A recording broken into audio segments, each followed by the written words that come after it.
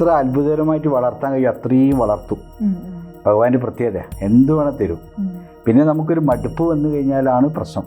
തിരിഞ്ഞു പോയിട്ട് മഹാവിഷ്ണുവിൻ്റെ രൂപം എടുക്കുകയാണ്. കുട്ടിച്ചാത്തൻ. അത് ഈ ലോകത്ത് ഇദ്ദേഹത്തിന് മാത്രമേ കഴിയുള്ളൂ.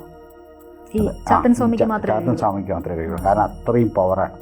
കാരണം വെച്ചാൽ ഈ ചാത്തസ്വാമീൻ്റെ പ്രത്യേകത എന്താ വെച്ചാൽ ഒരു ശിവൻ്റെ 2 വിഷ്ണുവിൻ്റെ ശക്തിയാണ് അദ്ദേഹത്തിന്. അത്രയും പവറുള്ളൊരു ദേവന. തോറ്റവും പാട്ടുകളൊക്കെ ഉണ്ട്. അപ്പം ഈ പല കുടുംബക്ഷേത്രം ഇദ്ദേഹം ഉണ്ട്. ചാത്തൻ തറ, കുട്ടിച്ചാത്തൻ തറാറിന് ആ തറകളില്ലാത്തതില്ല. അതാണ് പ്രകൃതിയായിട്ട് കൂടുതൽ ബന്ധം വരുന്നത്. ഈ ചാത്തൻ, കുട്ടിച്ചാത്തൻ, വിഷ്ണുമായ ഈ ശക്തികൾ രണ്ടും ഒരു ശക്തിയാണോ അതോ രണ്ടും രണ്ടാണോ? അല്ല, അതിൻ്റെ പ്രത്യേകം എന്താ അറിയോ, പലരും പറഞ്ഞ് ഉണ്ടാക്കുന്ന രണ്ടാന്നാണ്. അപ്പോൾ വിഷ്ണുമായിയാണ് ഞങ്ങളത്, കുട്ടിച്ചാത്തനല്ല എന്ന് പറയുന്നുണ്ട്.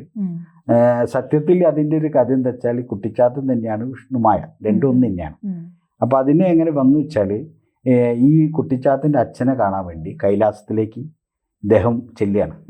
അപ്പോൾ ചെല്ലുമ്പം ഈ ഭൂതഗണങ്ങൾ തടുക്കും, ഇങ്ങോട്ട് കിടക്കണ്ടാറ്.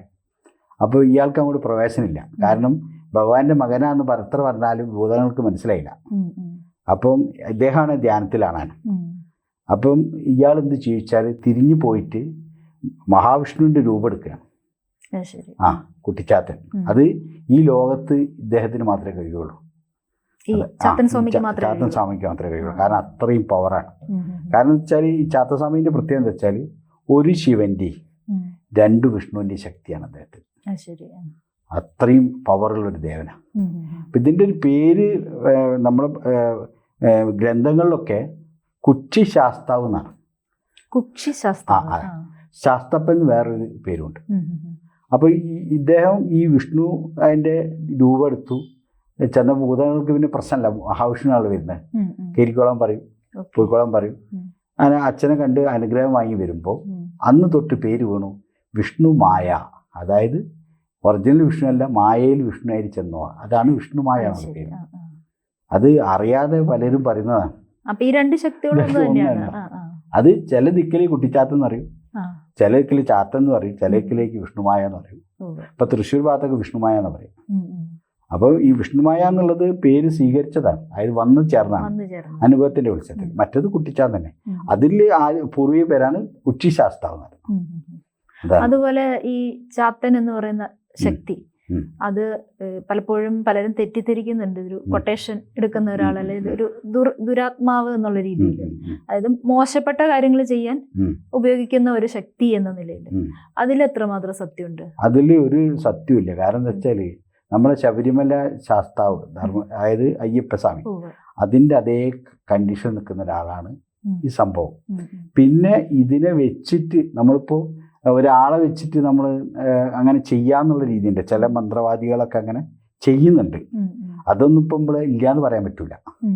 അതായത് ഞാൻ പറഞ്ഞല്ലോ, അതായത് വേണ്ട രീതിയിൽ കൊടുത്തിട്ട് വേണ്ടാത്ത സാധനങ്ങളൊക്കെ അങ്ങനെ ചെയ്തിട്ട് അങ്ങനെ ചെയ്യുന്നുണ്ട്. കൊട്ടേഷൻ ആക്കാൻ നോക്കുന്നുണ്ട്. പക്ഷെ ആള് കൊട്ടേഷൻ അല്ല. ഇപ്പം മേഡത്തിന് ഞാൻ കത്തി ചൂണ്ടിയിട്ട് ഇങ്ങോട്ട് നടക്കുന്ന പറഞ്ഞാൽ മേഡം ഓട്ടോമാറ്റിക് നടക്കും എന്ന് പറഞ്ഞാൽ ചാത്തനെ വെച്ചിട്ട് കളിക്കുന്നവരാണ് പലരും. ഇതിൽ എല്ലാ ആൾക്കാരും വില്ലന്മാരും മനുഷ്യന്മാരാണ്. ചാത്തൻ ദൈവം എന്ന് പറഞ്ഞാൽ ഒരിക്കലും വില്ലനല്ല, ശക്തി വില്ലനല്ല. അല്ല, അതിനെ വെച്ചിട്ട് കളിക്കുകയാണ്.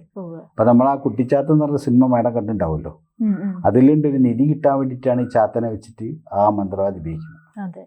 അപ്പൊ പലരും മഷിനോട്ടവും നിധി കിട്ടാനും അങ്ങനെയുള്ള സ്വാർത്ഥ താല്പര്യങ്ങൾക്ക് വേണ്ടി ചെയ്യുന്നു. അപ്പൊ ഇദ്ദേഹത്തിന്റെ പേര് കൊട്ടേഷൻ ദൈവം എന്നാവും. അതാണ് അതിന്റെ സത്യം. അല്ലാണ്ട് ഭഗവാൻ ഒരിക്കലും അങ്ങനെ ഒരാളെ ദ്രോഹിക്കാൻ അങ്ങനെ ചെയ്യാൻ ആഗ്രഹമില്ലാത്ത ആളാണ്. അതുപോലെ ഈ ചാത്തൻ സ്വാമിയും പ്രകൃതിയുമായിട്ട് വളരെ അടുത്ത് നിൽക്കുന്ന ഒരു ബന്ധമാണെന്ന് പറഞ്ഞു കേട്ടിട്ടുണ്ട്. അതെങ്ങനെയാണ്? അല്ല, പ്രകൃതി എന്ന് പറഞ്ഞാൽ അതിന്റെ വിധാനം എങ്ങനെയാണ്? നമ്മള് കൗള സമ്പ്രദായത്തിലാണ് ഇത് ചെയ്യുന്നത്. പിന്നെ മാത്രമല്ല അതിന് തോറ്റവും പാട്ടുകളൊക്കെ ഉണ്ട്. അപ്പം ഈ പല കുടുംബക്ഷേത്രം ഇദ്ദേഹം ഉണ്ട്. ഇയാളില്ലാത്ത അപോലെ ഇതിന് തിറകളുണ്ട്. ചാത്തൻ തറ, കുട്ടിച്ചാത്തൻ തറാറിന് ആ തിറകളില്ലാത്തതില്ല. അതാണ് പ്രകൃതിയായിട്ട് കൂടുതൽ ബന്ധം വരുന്നത്. കാരണം മിക്ക ക്ഷേത്രങ്ങളിലില്ല ഈ ചാത്തൻ. കുടുംബക്ഷേത്രങ്ങളിൽ മറ്റുള്ള സമ്പ്രദായത്തിലാണ്. അങ്ങനെയാണ് ചാത്തൻ ഇരിക്കുന്നത്. പിന്നെ മിക്ക ഇല്ലങ്ങളിലും ഈ സംഗതി ഉണ്ട്. ഈ കുട്ടിച്ചാത്തനുണ്ട്. അതുപോലെ രക്ഷാ കവചമാരിയാണ്. അവർ അതിനെ ഉപാസിച്ച് കൊണ്ടിടക്കുകയാണ്. മിക്ക ഈ ഇല്ലങ്ങളിലും അവരുടെ കുടുംബക്ഷേത്രങ്ങളിലൊക്കെ ഉള്ള ദൈവം കുട്ടിച്ചാത്തൻ തന്നെയാണ്. അതില്ലാത്തൊരു ഇതില്ല. അപ്പൊ ഈ ചാത്തൻ സ്വാമിനെ ഉപാസിക്കുന്നത് അത് പ്രത്യേക രീതികളിലായിരിക്കുമല്ലോ? അല്ല, ഈ ചാത്തസ്വാമീന്റെ ഉപാസിക്കുന്ന പറഞ്ഞാൽ ഇപ്പോൾ ഈ ചാത്തസ്വാമീനെ കൊണ്ടുവച്ച് കാര്യസാധ്യങ്ങളൊക്കെ ചെയ്ത് എല്ലാം ഭയങ്കര ഉയർച്ച ഉണ്ടാവും. ഇതിന്റെ പ്രത്യേകത വെച്ചാൽ നമ്മളെ എത്ര അത്ഭുതകരമായിട്ട് വളർത്താൻ കഴിയും അത്രയും വളർത്തും. ഭഗവാന്റെ പ്രത്യേകത എന്ത് വേണം തരും. പിന്നെ നമുക്കൊരു മടുപ്പ് വന്നു കഴിഞ്ഞാലാണ് പ്രശ്നം. അപ്പൊ അത് പറഞ്ഞപ്പോഴാണ് എനിക്ക് പൊതുവിലല്ലോ ഒരുപാട് പേര് പറയുന്നത് കേട്ടിട്ടുണ്ട്, സത്യമാണോന്ന് അറിയില്ല.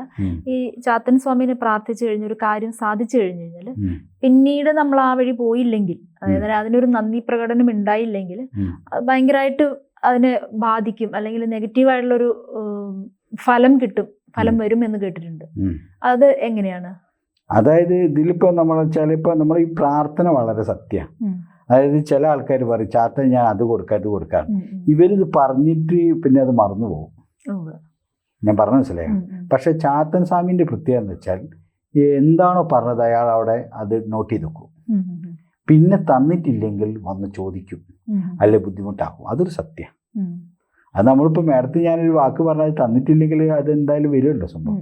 അതാ ദൈവത്തിന് കാര്യം. കാരണം ഇയാൾ അത്രയും കണ്ട് 100% ചെയ്തു കൊടുക്കുന്നുണ്ട്. പിന്നെ അത് കൊടുത്തൂടെ? ഇത് പ്രലോഭിപ്പിക്കാണ്, ഞാൻ ഇന്നേ തരാം ഭഗവാനെ. അതാണ് ഇതിന്റെ പ്രത്യേകത. അപ്പൊ അത് അങ്ങനെ ആ മനസ്സിൽ വിചാരിച്ച കാര്യം നമ്മളൊരു ഉപകാരസ്മരണ പോലെ ചെയ്യണം, അത് ഓർത്തിരുന്ന് ചെയ്യണം എന്ന് തന്നെയാണ് അല്ലേ? അല്ല, ഇതിൽ ഞാൻ പലരോട് പറയാനുണ്ട്, നിങ്ങൾ ചാത്തസ്വാമിക്ക് പിന്നെ വഴിപാട് ചെയ്തിട്ടുണ്ടെങ്കിൽ തീർച്ചയായിട്ടും നിങ്ങൾ എഴുതി വെക്കണം ഒരു കടലാസിലെങ്കിലും. അതെങ്കിൽ അതേമാതിരി ഈ ഒഴിഞ്ഞു വെക്കുന്ന പണം ഉണ്ടല്ലോ, അത് കൊണ്ടു കൊടുക്കാഞ്ഞാൽ കടം ബാക്കി. നമ്മൾ വഴിപാട് മടക്കിയിട്ട് കാര്യമില്ല, ഈ പണം കൂടി കൊണ്ടു കൊടുക്കണം. അതാണ് അതിന്റെ പ്രത്യേകത. അതിപ്പോ ചാത്തൻ സ്വാമിയിലെ ഏത് ദേവതയാണെങ്കിലും നമ്മൾ ഒരു വഴിപാട് അല്ലെങ്കിൽ ഒരു നേർച്ച അല്ല, മറ്റുള്ള ദേവന്മാർക്ക് അങ്ങനത്തെ ഒരു പ്രശ്നം ഉണ്ടാക്കി തോന്നില്ല. ഇത്രയും പ്രശ്നമില്ല. ഇല്ല. ചാത്തസ്വാമി അങ്ങനെയല്ല ചോദിച്ചു വാങ്ങും. കാരണം കാര്യസാധ്യത്തിന്റെ മെയിൻ ആളാണ്. കാരണം പല കാര്യങ്ങളും നടത്തി കൊടുക്കും അദ്ദേഹത്തിന് വിശ്വസിച്ചിട്ട്. പക്ഷെ പറയുന്നത് നമ്മൾ അത് ഒരു താല്പര്യത്തിന് വെച്ച് പറഞ്ഞു പോകുക എന്നുള്ളത് പ്രലോഭനം മൂപ്പരടുത്ത് പറ്റില്ല. അത് കൊടുക്കന്നെ വേണം. സാറ് പറഞ്ഞനുസരിച്ച് ശാസ്താവും ചാത്തൻ സ്വാമിയും ഒന്നാണെന്നാണ് സാർ പറഞ്ഞത്? അതെ, ഒക്കെ ശിവപുത്രന്മാരാണല്ലോ. പക്ഷെ ഇദ്ദേഹം വേറെ രീതിയിൽ, മറ്റേ വേറെ രീതിയിൽ. അതാണ് അതിന്റെ പ്രത്യേകത. ഭഗവാന്റെ എന്ന് പറഞ്ഞാൽ ഇപ്പൊ പഞ്ചഭൂതങ്ങൾ, അതായത് അയ്യപ്പസ്വാമി പഞ്ചഭൂതനാഥനാണ്. ഇദ്ദേഹം എന്ന് പറഞ്ഞാൽ കലിയുഗത്തിലായാലും എന്ത് കഷ്ടതകളും പ്രയാസങ്ങളും തരണം ചെയ്യാൻ കഴിവുള്ള, നടത്തി തരാൻ പ്രാപ്തിയുള്ള ഒരാളാണ്. അതിനാണ് ഞാൻ ആദ്യം പറഞ്ഞത് 2 ശിവനും അല്ലെ 2 വിഷ്ണുവും 1 ശിവന്റെ ശക്തി ഈ ദേവനുണ്ട്. അത് ചില്ലറ സംഭവമല്ല. അപ്പൊ ആ ഒരു ശക്തിനെ പ്രാർത്ഥിക്കുമ്പോൾ നമ്മൾ അത്ര സൂക്ഷിച്ച്. അതെ. പിന്നെ ഇതില് ഈ പ്രാർത്ഥിച്ചിട്ട് ചില ആൾക്കാർക്ക് ദോഷങ്ങൾ ഉണ്ടെന്ന് പറയാറുണ്ട്. കുട്ടിച്ചാത്തനെ പ്രാർത്ഥിച്ചുകൂട്ട്, കാരണം ശത്രുക്കളൊക്കെ അങ്ങനെ ചെയ്യാറുണ്ട് പറഞ്ഞിട്ട്. അതിന് ശരിക്കുള്ളൊരു പരിഹാരം എന്ന് പറയുന്നത് ചാത്തൻ സ്വാമി മാത്രമല്ല, ഇദ്ദേഹത്തിൻ്റെ ഒരു ഏട്ടുണ്ട്, അതായത് കരിങ്കുട്ടി ചാത്തൻ എന്ന് പറയും. അദ്ദേഹത്തിൻ്റെ അടുത്ത് ചെയ്താൽ ഇത് സംഗതി ഇത് ദോഷം മാറും. ജ്യോതിഷമോ വാസ്തുവോ പൂജയോ നിങ്ങൾക്ക് ആവശ്യമുണ്ടോ? താഴെ കാണുന്ന നമ്പറിൽ വാട്സപ്പ് ചെയ്യൂ. നിങ്ങൾ ചെയ്യേണ്ടത് ഇത്രമാത്രം: താഴെ കാണുന്ന നമ്പർ നിങ്ങളുടെ മൊബൈലിൽ സേവ് ചെയ്യൂ. അതിനുശേഷം ഞങ്ങളുടെ നമ്പറിലേക്ക് വാട്സപ്പിലേക്ക് ഹായ് അയക്കൂ. ജ്യോതിഷ സംബന്ധമായ എല്ലാ ആവശ്യങ്ങൾക്കും ABC മലയാളം നിങ്ങളോടൊപ്പമുണ്ട്. സമ്പൂർണ്ണ ജാതകം സാധാരണ ജാതകമല്ല, സമ്പൂർണ്ണ ജാതകം. 75 പേജുകൾ അടങ്ങുന്ന സമ്പൂർണ്ണ ജാതകം 250 രൂപയ്ക്ക് ഇനി നിങ്ങളുടെ കൈകളിലേക്ക്. അതിനായി നിങ്ങൾ ചെയ്യേണ്ടത് ഇത്രമാത്രം: താഴെ കാണുന്ന നമ്പറിൽ ബന്ധപ്പെടുക. ജ്യോതിഷവുമായി ബന്ധപ്പെട്ട എല്ലാ വിശേഷങ്ങളും നിങ്ങളിലേക്കെത്താൻ ABC ജ്യോതിഷം സബ്സ്ക്രൈബ് ചെയ്യുക.